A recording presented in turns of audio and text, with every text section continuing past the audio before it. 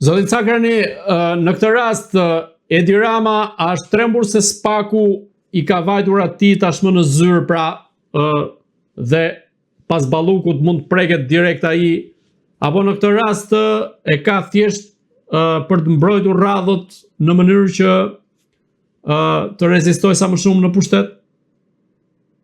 Shiko,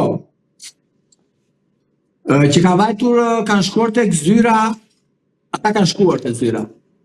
Pra që kanë hyrë tek paradhoma e kryeministrit kanë hyrë. Kjo tashmë është evidente. Problemi është që prokuroria e posaçme ka nevojë për një mbështetje edhe të brëshme, pra ka nevojë për moral, ka nevojë sepse ky dele intimidon në media, ky dele intimidon në për asamblerat. Dhe mos harrojmë diçka që dhe ata janë njerëz, dhe ata ka familje, kanë njerëz, kanë të afërt me kështu me radhë. Dhe ky është thelbi i gjës. Unë mendoj dhe besoj që pavarësisht kritikave që kam unë për atë prokurori atje, kritika që unë jo i them publik, po ka them edhe në syrin sa gjyqit, s'kam asnjë lloj kompleksi.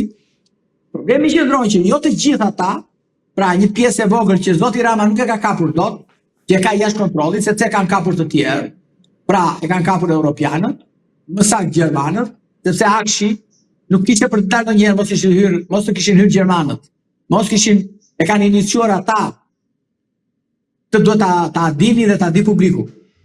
Nuk kishte asnjë shans që të hapej dosja Akshit, fare.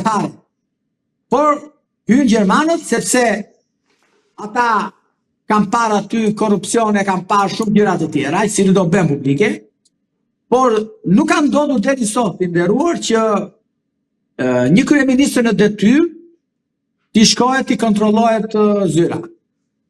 Tani, sepse edhe duhet të pranojmë edhe disa gjëra. Në asnjë të Europës nuk ka shkuar kush një prokurori te kryeministri i cili të kontrolloj zyrën ose ta marri në ndjekje penale, pra ta ndjek penalisht atë. Sepse ka ndodhur raste të tjera, padyshim, por kur ju kanë hequr imunitetin parlamentet e tyre. Është rasti për shembull i Bettino Craxit të Italisë në vitet 94, që i hoqën imunitetin, pastaj u largua iku në Tunizi derisa ndroi jetë. Problemi është që zoti Rama tashmë pushtetin nuk e do më për të qenë në pushtet vetë, ai e do pushtetin për të mbrojtur tashmë. Sepse duke qenë në pushtet, ai mbrohet nga drejtësia. Dy persona janë që mbrohen sot nga drejtësia duke patur qenë kryeministra. Dy janë. Nuk e them unë, e thon gjithë analistët e botës. Dy janë, njëri bën luftë koti, i vret njerëz si Benjamin Netanyahu dhe Edi Rama në Shqipëri. Ta dy lidera e dy kryeministra janë që zgjasin mandatet e tyre sepse kanë frikën e përballjes me drejtësinë. Netanyahu ka drejtësinë brenda vendit të tij, që ju e dini, po iku do arrestohet, ka dhe drejtësinë e Hagës, që është person në kërkim. Nësa zoti Rama ka frikën e drejtësisë këtu, dhe padyshim ka frikën ta dini edhe këtë gjë, se ai do shpallet nga Europa non grata. Ai do shpallet nga gjitha vendet non grata. Sepse ai individi ka alimentuar korrupsionin, ai ka korruptuar lider Bashkimit Evropian. E dini apo se dini? Ai ka korruptuar atë rektorin e Universitetit të Europës, Mogherini. Ka korruptuar numri 1 të FBI. Nuk më ndoni ju se e kanë harruar, jo, nuk harrojnë. Pa ish kryeministër tani dhe kryeministri detyrë është vështirë t'i bësh këto sanksione. Por mos harrojmë ka korruptuar ambasador, qofshin këta Amerikanë, qofshin këta Evropian. E i dini shumë mirë ju, Lautini, kush e korruptoi? Unë e korruptova. Me vilën atje. Vila bëte 200.000 euro, jo bleu 600. Ju e dini shumë mirë këtë. E ambasador të tjerë po deshëm. E korruptuan edhe bën reformën në drejtësi për të kapur drejtësinë. Dhe dini dhe këtë, besoj se dini shumë mirë. Goditit gjithë kundërshtarët politik me anë të ambasadave, me anë të lobimeve. Po lobime nuk beshin pa lek, apo jo? Goditi kundërshtarët politik, njërin e ka futur në burg të bodrumet e 313-ës, ish presidenti, dhe trajton atje si Pjetër Arbloni që trajton të Eve Roxha. Njëtoj, dhe atë tjetrin, plakun 80 vjeçar Sali Berishën e futi në arrest shtëpie. Ja kjo është, çfarë doni ju të bëjmë më? Dhe ambasadorët heshtën. Ambasadorët këtu heshtën. Po heshtja është qëndrim mafios, thonë italianët. Thonë italianët, pra, drejtësia këta prokurorët italianë, thonë, heshtja është qëndrim mafios. Ambasadorët tu kanë heshtur të gjithë to vite. Dhe sepse heshtja atyre është bler me lek. Heshtja atyre ka shkatruar Shqipërinë sot. Ky është problemi. Zoti Cakani, dhe i pyetje fundit, ju përmendët intimidimet që shpeshherë Edi Rama ka bërë ndaj sistemit të ri të drejtësisë, veçanërisht në çështjen e fundit atë të Belinda Ballukut. Në këtë rast, a mendoni se do të ketë një përpjekje të theksuar, edhe pse është bërë e ditur nga vetë kryeministri Edi Rama, për të goditur spakun përmes ndryshimeve ligjore apo përmes tentativave të tjera në mënyrë që t'ia zbe rolin dhe efikasitetin e këtij institucioni për të goditur në nivelet e larta?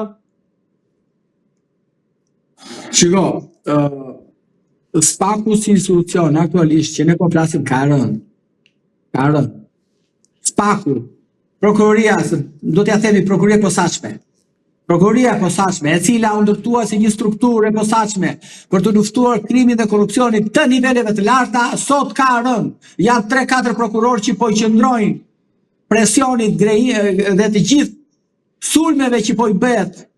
Janë 3-4 prokurorë që për të së vërtetës bravo qofshin po qëndrojnë, se të tjerët kanë rënë.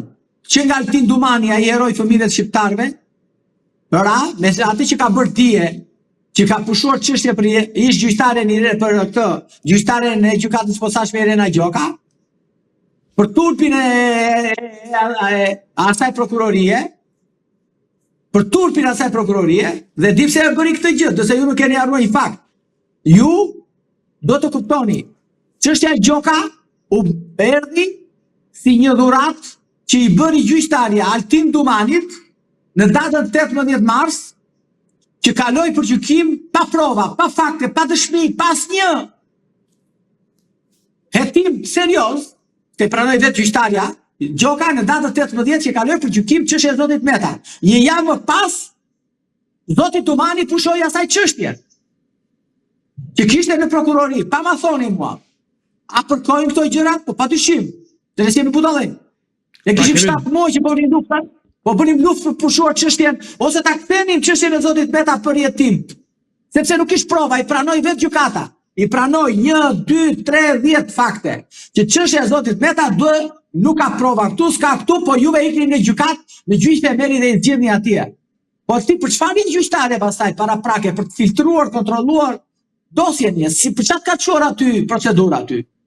Dhe ajo ja bëri të nder Altin Dumanit, që mos i binte akuza për çes diën Altin Dumanit, për zotin Meta, dhe Altin Dumani e ktheu nderin, edhe në datën një javë më pas të diën në datën 26, një javë më pas, i bëri nderin, i pushoi çështjen që kishte regjistruar, e mbajti varur 7 muaj, 8 muaj, sa të kalonte gjykim çështja e zotit Meta, dhe dje pushoi. Ja, kjo është prokuroria posaçme.